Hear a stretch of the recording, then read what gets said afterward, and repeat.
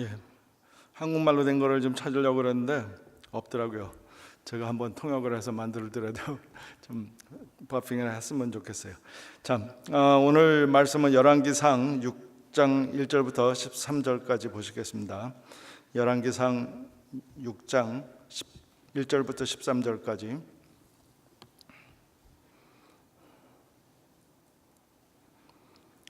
이스라엘 자손이 애굽 땅에서 나온 지 480년이요 솔로몬이 이스라엘 왕이 된 지 4년 스부월 곧 2달 둘째 달에 솔로몬이 여호와를 위하여 성전 건축하기를 시작하였더라. 솔로몬 왕이 여호와를 위하여 건축한 성전은 길이가 60규빗이요 너비가 20규빗이요 높이가 30규빗이며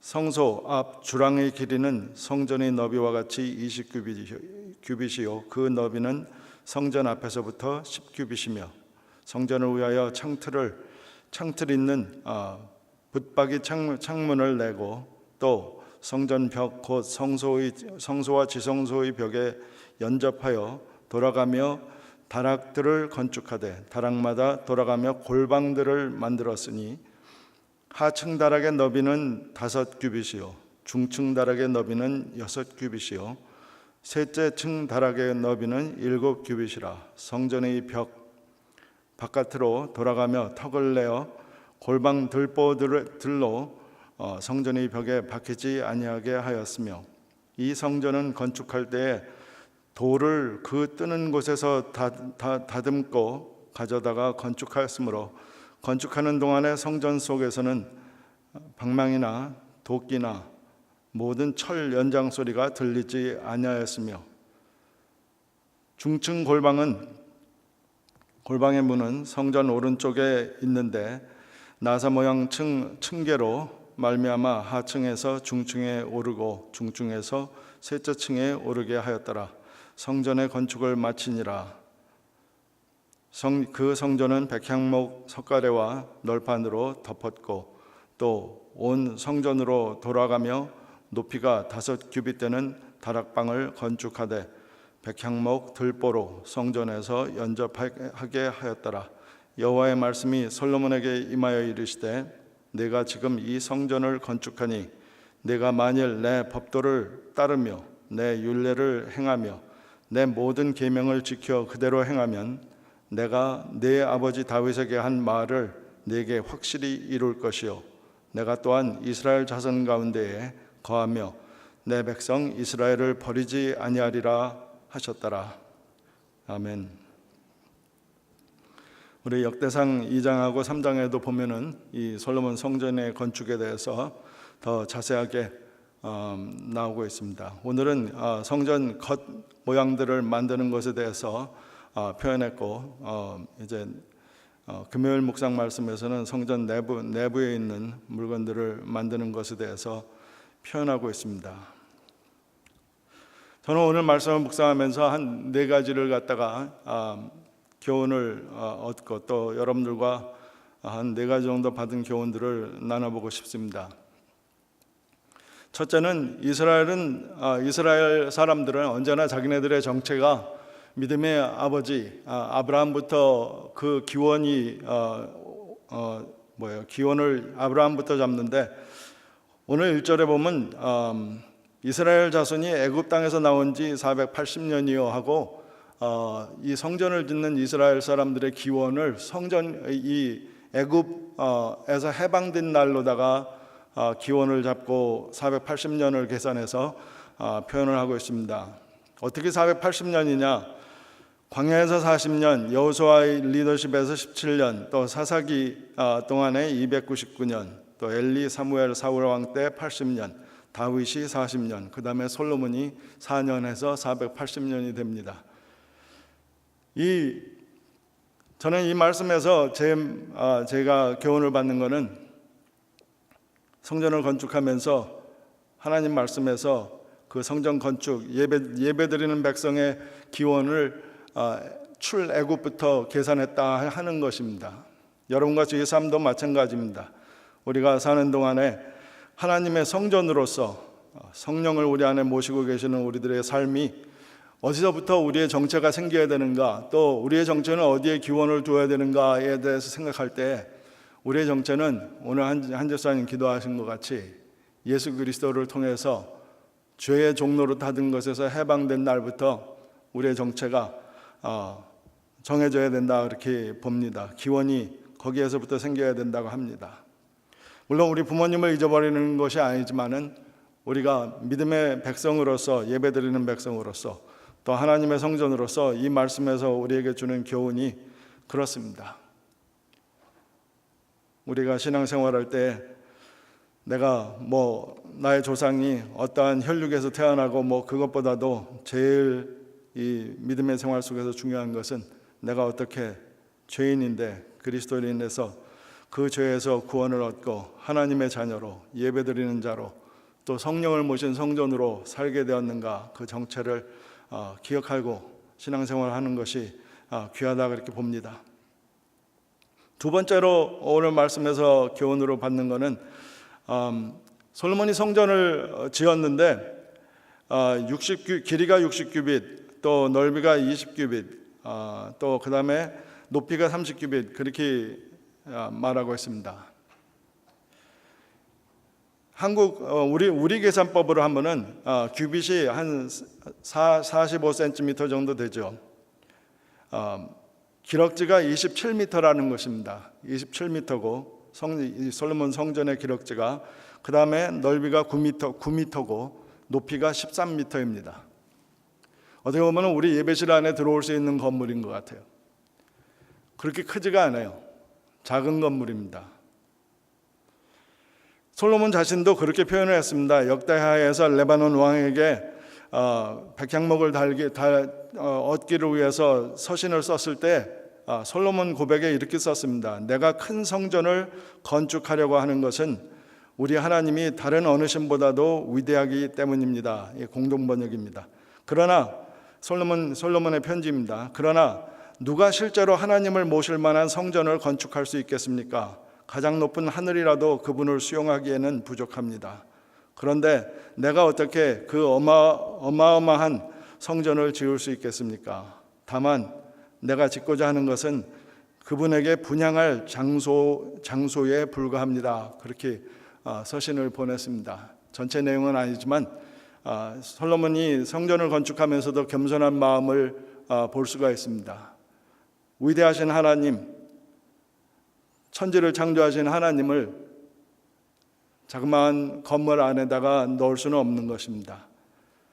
그냥 분향할 장소만 만드는 것뿐이라고 솔로몬이 겸손하게 자기가 만드는 성전에 대해서 표현을 했습니다.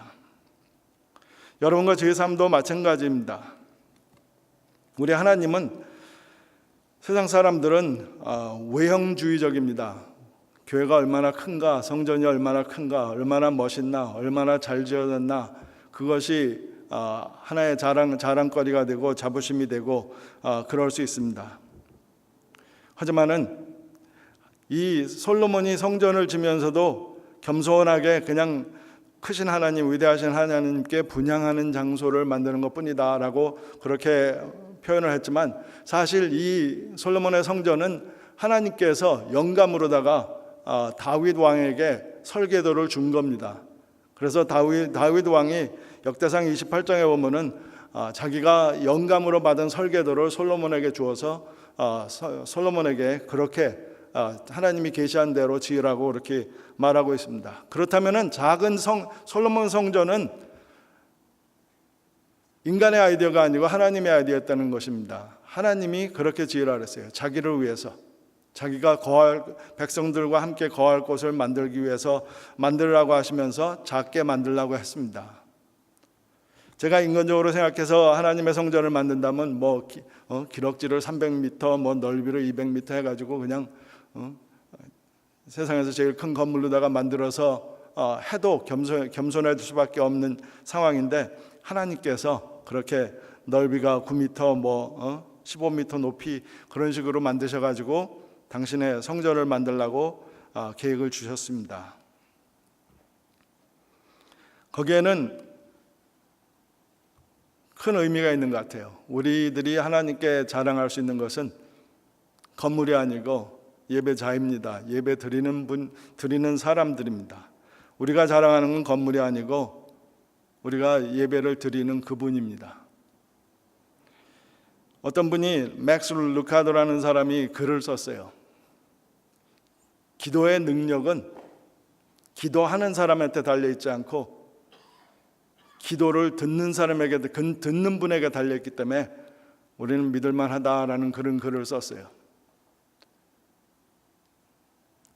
예배의 능력, 예배의 그 은혜는 예배 드리는 자에 달려있는 게 아니고 예배를 받는 자에게 달려있기 때문에 성전의 아름다움은 성전에 달려있는 것이 아니고 그 성전에 계신 하나님께 달려있어요.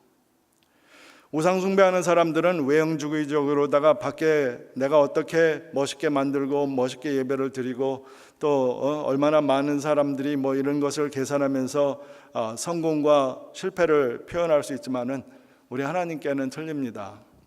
가장 작은 사람도 가장 낮은 사람도 가장 귀한 예배를 드릴 수 있습니다.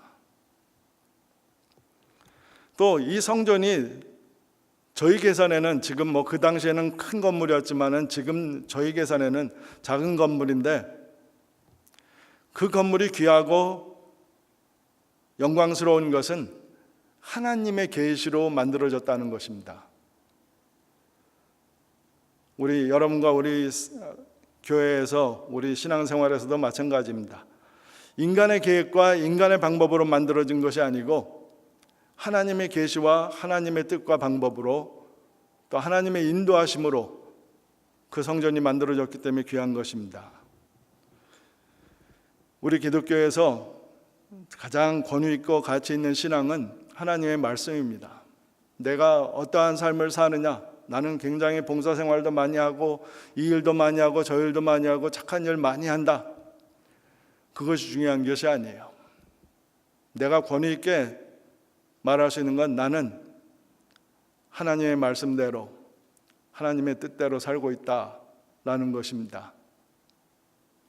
여러분과 우리 삶 속에서 내가 편한 대로 내가 편리한 대로 하나님을 섬기는 것이 아니고 하나님이 원하시는 방법과 하나님이 원하시는 시간과 뜻대로 사는 것이 권위를 갖는 것입니다. 저는 자녀 교육을 하기 때문에 자녀들한테 많이 들어요. 그리고 그 자녀들을 보면 그 부모들의 신앙을 볼 수가 있어요. 그리고 그 자녀들이 부모들의 신앙의 권위를 인정해 주는지 안 인정해 주는지도 볼 수 있어요. 내가 매일 생활 속에서 하나님을 말씀을 귀하게 여기고 그분의 말씀을 기다리면서 묵상하고 또 말씀을 받았을 땐 순종하고 생명을 다해서 마음을 다해서 뜻을 다해서 하나님의 말씀대로 순종하려고 노력하는 모습은 부모의 권위입니다. 믿음의 권위예요. 그것이 바로 기독교인의 성도의 힘입니다. 솔로몬이 작은 성전을 우리 교회 예배실 안에 들어올 정도로 작은 성전을 만들었지만 그 성전은 가장 아름다운 성전인 이유는 또 우리가 존중하고 귀히 여기는 성전임을 인정하는 것은 하나님이 설계도를 만드시고 하나님께서 그렇게 짓게 하셨기 때문에 그 성전이 권위가 있고 그곳에 하나님이 임재하신 것을 우리가 알 수 있습니다. 세 번째로 오늘 말씀에서 저 나름대로 괜히 귀하게 은혜를 받은 것은 골방들입니다. 골방들. 성전 밖으로다가 3층으로다가 하층, 중층, 상층을 3층으로 다 해가지고 1규빗씩 나오게 해서 거기에다가 이 빔을 달아가지고서는 벽을 만들고 골방들을 3층으로 만들었다고 북쪽과 남쪽에 만들었다 그랬어요. 그 골방들을 왜 만들었을까요? 에스겔서 42장에 보니까 그가 내게 이르되 좌우 골방 뜰 앞 곧 북쪽과 남쪽에 있는 방들은 거룩한 방이라 여호와를 가까이 하는 제사장들이 지성물을 거기에서 먹을 것이며 제성물 곧 소제, 속죄제, 속건제의 제물을 거기 둘 것이니 이는 거룩한 곳이라. 제사장의 의복은 거룩함으로 제사장이 성소에 들어갔다가 나올 때에 바로 바깥 뜰로 가지 못하고 수종드는 그 의복을 그 방에 두고 다른 옷을 입고 백성의 뜰로 나갈 것이니라. 여기서 제사장이 해야 되는 두 가지 일에 대해서 표현하고 있습니다. 그렇기 때문에 하나님께서 골방을 만들라 그랬습니다. 첫째는 제사장이 하나님께 예배드리는 사역을 감당하게 하기 위해서 골방에다가 옷을 갖다 놓고 또 속죄제, 속건제 제물들을 갖다 놓도록 했어요. 예배드리는 옷을 입기 위해서, 또 거기에다 두기 위해서. 그래서 참 예배자로 하나님께 예배드리는 제사장의 역할을 할 수 있도록. 그런데 골방에 또 하나 있는 이유가 있어요. 그거는 여기서 보면은 그 제사장의 의복은 거룩함으로 제사장이 성소에서 들어갔다가 나올 때에 바로 밖으로 나가지 말고 그 의복을 그 방에, 골방에 두고 다른 옷을 입고 백성의 뜰로 나갈 것이니라, 그렇게 말씀하고 있어요. 제사장한테는 두 가지 사역이 있습니다. 첫째는 수직관계로 하나님 앞에 예배드리는 사역이 있어요. 반드시 해야 되는 것입니다. 근데 하나님께서 골방을 만들라고 하신 이유는 그 의복을 가지고 나가서 백성들을 섬기고 백성들을 도울 수가 없어요. 그들과 교제할 수 없어요. 골방을 만드셔서 거기에 가서 그 옷을 벗고 백성들과 어울릴 수 있고 백성을 섬길 수 있는 옷으로 갈아입고 그 다음에 밖으로 나가라 그랬어요. 근데 저는 여기 이 말씀에서 배우는 것은 하나님 성전에 붙여서 지은 골방의 목표가 무엇이냐?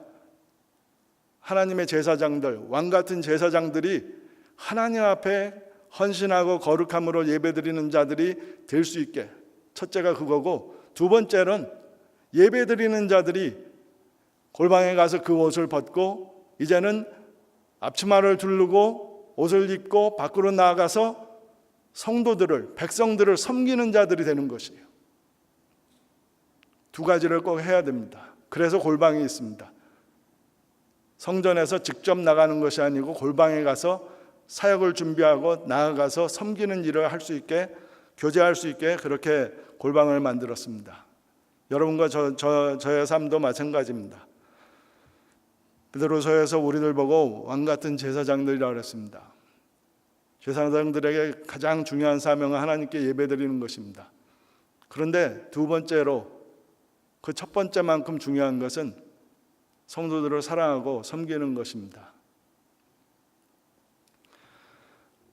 하나님께서 다윗에게 또 솔로몬에게 성전을 지을 때 북쪽으로 남쪽으로 좌우로 성전의 골방을 만들어서 제사장들이 하나님을 섬길 뿐만 아니라 하나님의 백성들을 섬기는 그러한 사역을 하도록 그렇게 하셨습니다. 여러분과 저도 우리가 하나님의 자녀들로, 또 하나님의 백성들로, 하나님의 제사장들로서 우리가 하나님 앞에서 거룩한 예배를 드려야 될 뿐만 아니라 또 하나님의 제사장들로서 우리가 백성들의 눈물을, 백성들의 괴로움을, 백성들이 어려워하는 죄의 문제들을 우리가 같이 눈물을 흘려주고 그들을 위해서 기도해주고 나아가는 그러한 사역을 하는 것을 멀리하면은 안 된다고 그렇게 보고 있습니다. 저는 이 말씀을 묵상하면서 마음에 오는 것은 예수님은 우리에게 지상명령을 주셨습니다. 이스라엘 백성들 성막을 짓고 40년 동안 광야를 헤매던 이스라엘 백성들에게는 하나님께서 모세를 통해서 명령을 주셨지만 우리 여러분과 저희 성도들에게는 하나님께서 지상명령을 주셨어요. 예수님께서. 그것은 뭡니까? 너희는 가서 모든 민족으로 제자를 삼아 아버지와 아들과 성령의 이름으로 세례를 베풀고 내가 너희에게 분부한 모든 것을 가르쳐 지키게 하라. 예수님이 마지막으로 주의 제자들에게 주신 명령입니다. 우리가 열매를 많이 맺을 때 하나님께 영광이 되고 주의 제자인 것을 알리라고 이렇게 말하고 있습니다.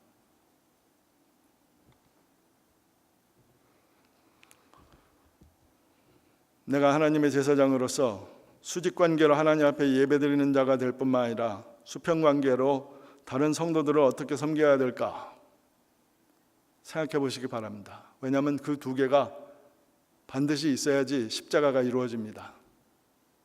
그 두 개가 있어야지 신앙이 완성되는 것입니다. 또 왕 같은 제사장이 되는 것입니다.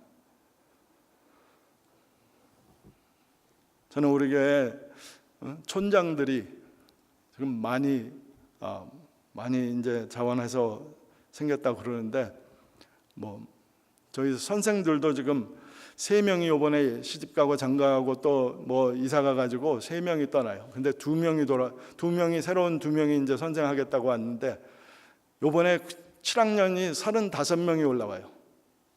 우리 유년절학교 하나님이 복 주셔서 잘 부흥하고 있는데 35명이 올라와요. 근데 선생을 찾아봐도 선생할 사람 2사람밖에 못 찾았어요. 그 사람들은 지금 3명 떠나는 사람들을 채우기도 모자라요. 근데 없어요. 하겠다는 사람들이 없어요. 여러분들이 하실 수 있으면 하세요. 근데 할 수 없으면은 오늘부터 기도라도 해주세요. 그거는 우리의 사명입니다. 하나님 앞에 예배드릴 뿐만 아니라 우리가 땅끝까지 가서라도 모든 민족으로 제자를 삼아 그들이 믿음 생활할 수 있도록 세례를 주는 것과 또 주님께서 분방 모든 것을 가르치는 일을 우리 보고 하라고 명령을 주셨습니다. 내가 하지 않을 거면은 할 수 있는 사람은 할 수 있도록 서포트할 수 있는 사람이 되어야 됩니다. 제사장의 사역은 2가지라 우리 하나님께서 성전에다 골방들을 만들어서 제사장들이 예배자로 섬길 뿐만 아니라 또 백성들을 섬기는 자로 섬길 수 있도록 그렇게 하셨습니다. 마지막으로다가 하나님이 성전을 건축하는 솔로몬에게 여호와의 말씀이 솔로몬에게 임하여 이르시되 뭐라 그러셨어요? 야, 정말 멋있다, 잘했다, 수고했다, 네가 최고다, 이제 너하고는 내가 영원히 떠나지 않을 거다, 그런 말씀 하셨어요. 저는 이 성경 11절부터 13절까지 보고 충격받았어요. 11절부터 13절 보세요.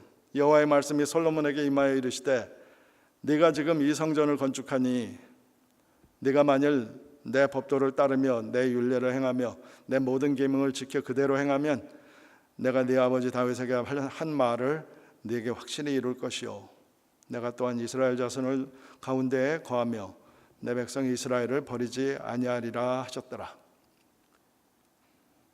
우상을 섬기는 사람들은요, 하나님께 이만큼 바쳤으면 하나님이 나를 축복해 줄 책임이 있지, 그렇게 생각합니다.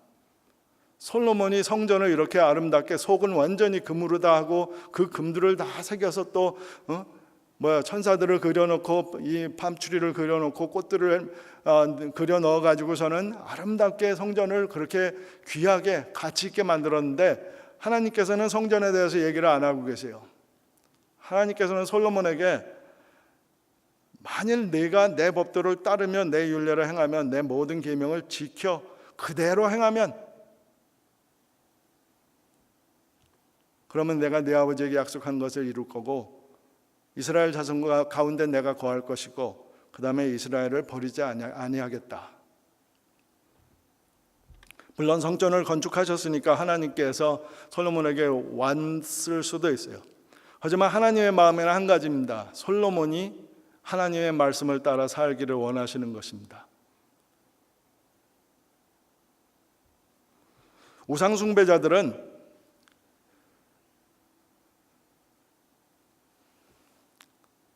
우상 신전에 가면 거기서 기다리고 있어요. 우상이 언제든지 내가 원할 때 가서 내가 편한 시간에 가서 만나면 돼요.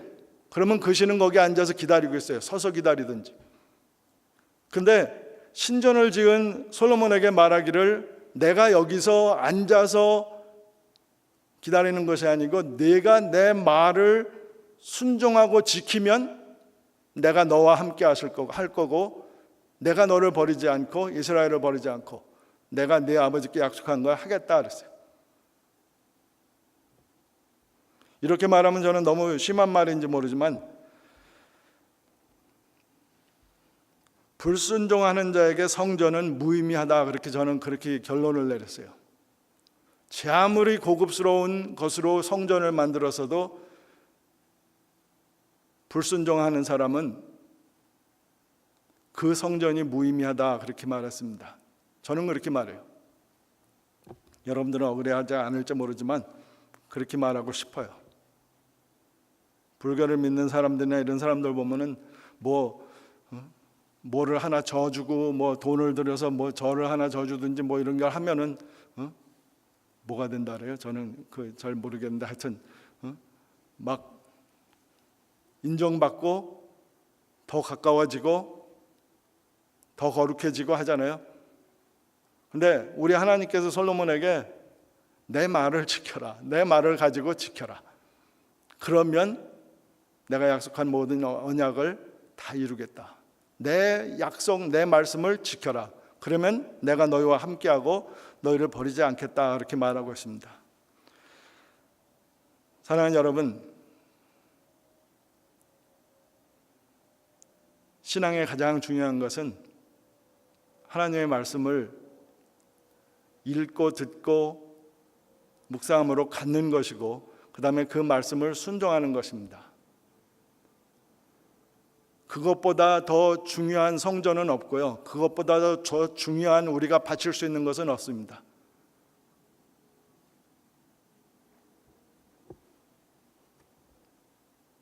예수님이 누가복음 11장 27절과 28절에 하신 말씀이 놀랍더라고요.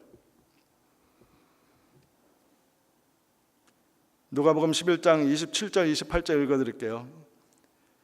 예수님이 이 말씀을 하실 때 무리 중에 한 여자가 음성을 높여 이르되 당신을 뵌 태와 당신을 먹인 젖이 복이 있나이다 하니 예수께서 이르시되 오히려 하나님 말씀을 듣고 지키는 자가 복이 있느니라 하시니라. 여러분, 세상에 가장 영광스러운 여자가 누구예요? 천주교에서 말하는 성모 마리아 아니에요? 예수님을 잉태하고 예수님을 태어나게 하고 그에게 젖을 먹여서 키운 성모 마리아보다 더 귀한 일을 한 사람이 있겠어요? 그래서 이 예루살렘의 여인이 그 여인보다, 당신을 잉태하고 당신에게 젖을 먹인 그 여인보다 복 있는 사람은 없겠다고 그렇게 말할 때 예수님이 아니다, 오히려 하나님의 말씀을 듣고 지키는 자가 복이 있느니라 했습니다. 오늘 말씀에서 솔로몬이 너무나도 아름다운 성전을 지어서 완성을 시켰는데 우리 하나님께서 그에게 간절히 바라는 것은 너는 내 말을, 계명을 지키라고 그렇게 말씀하고 계십니다. 여러분, 계명을 지키는 게 뭡니까? 우리는 율법주의자들이 아니에요. 우리는 율법에서 자유함을 얻었어요. 신명기를 우리가 몇 달 동안 묵상했는데 신명기 6장 4절 5절에 보면은 계명을 지키는 것은 간단하게 한 말로, 한 센텐스로 말할 수 있어요. 하나님을 사랑하는 것입니다. 하나님을 사랑하는 것이에요. 근데 예수님은 하나님을 사랑하는 자는 하나님의 자녀를 사랑한다 그랬어요. 그래서 하나님의 자녀를 사랑할 줄 모르는 사람은 하나님을 모르는 자라 그랬어요. 그리고 아직도 사망에 거하는 자라고 그랬어요. 믿음 생활에서 가장 중요한 것은 하나님의 말씀과 명령을 지키는 겁니다. 그 중에 그 말씀과 명령을 지키라 하는 말은 하나님을 사랑하라 하는 말입니다. 교회에서 보면 많은 분들이 수고를 하시는데 많은 분들 중에 유태인들과 같이 하라고 하시니까 하는 사람들이 많아요. 근데 저는 여러분들에게 하고 싶은 말은 봉사를 하고 헌금을 하고 우리 교회 건물과 또 교회 꽃밭과 교회 부엌과 뭐 찬양팀과 모든 곳에서 섬길 때에 율법적으로 나에게 주신 사명이니 내가 이것을 해내야 된다 하는 그러한 태도보다는 하나님을 사랑해서 설레는 마음으로 하셨으면 좋겠어요. 왜냐하면 섬기는 것이 사랑의 표현입니다. 근데 마음에 사랑이 없을 때 섬기는 것은 그건 노동이에요. 그거는 사람을 피곤하게 만들어요.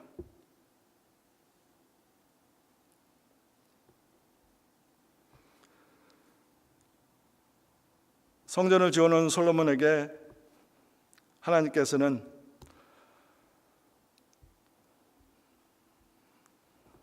내 법도를 따르며 내 율례를 행하며 내 모든 계명을 지켜 그대로 행하라.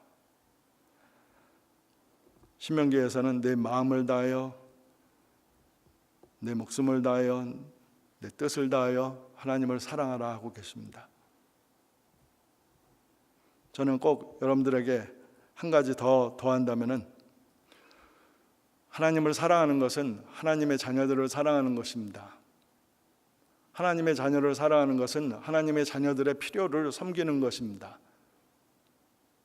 그리고 하나님의 자녀들의 필요를 섬기는 것 중에 가장 중요한 것은 말씀을 나누는 것입니다. 제가 고등학교 때 예수를 안 믿을 때 아버지가 교회를 가보라 해서 교회를 갔을 때 그냥 가라고 하시니까 갔었어요. 그런데 거기에서 선배들이 자기네 삶 속에서 하나님이 어떻게 역사하시는지를 이렇게 간증을 해요. 간증하는데 하나님은 모르지만은 저 사람들의 간증이 진짜라는 거는 알 수가 있어요. 왜냐하면 눈물을 흘리면서 친구가 떠났고 뭐 이러면서 하나님이 질투하시는 하나님이다 뭐 이러는데 이해는 잘 안 되지만 이 인간적인 관계 속에 하나님과 만남이 있고 하나님의 치유하심이 있는 걸 보고 나도 하나님을 만나고 싶었어요. 그래서 1년 후 교회 다닌 지 1년 만에 예수님을 믿게 되었습니다. 저는 촌장도 그런 것 같아요. 거룩한 하나님의 말씀을 뭐 가르치는 것이 아니고 같은 집에서, 같은 마을에서, 같은 방에서 내 삶을 나누면서 다른 믿음의 성도들이 그의 영혼이 치유되고 하나님을 발견하고 빛 속으로 들어오는 그러한 섬김을 할 수 있는 것이, 그것이 촌장의 사역이라고 봅니다. 그것보다 더 귀한 사랑은 없습니다. 여러분들이 아시는지 모르지만 제가 고등학교 때 저를 교회에 가고 예수 믿게 한 사람이 신경하라는 사람이에요. 그 여학생인데 전 지금 예수 믿은 지 40몇 년이 됐는데도 그 여학생의 이름은 못 잊어요. 그 여학생이 저보고 교회 가자 그래가지고 교회를 나갔어요.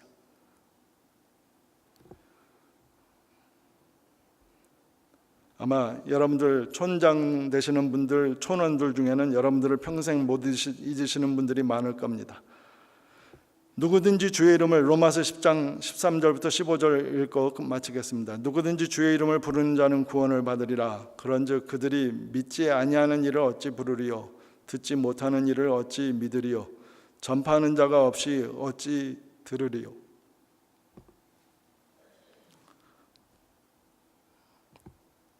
(15절) 보내심을 받지 아니했으면 어찌 전파하리요, 기록된 바 아름답도다 좋은 소식을 전하는 자들의 발이여 함과 같으니라.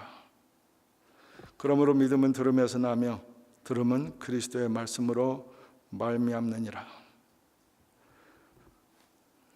여러분들 왕같은 제사장으로서 또 성령이 거하시는 아름다운 주의 성전으로서 꼭 많은 분들에게 아름다운 발을, 아름다운 소식을 전하는 여러분들 되시기를 축원합니다. 같이 기도하겠습니다.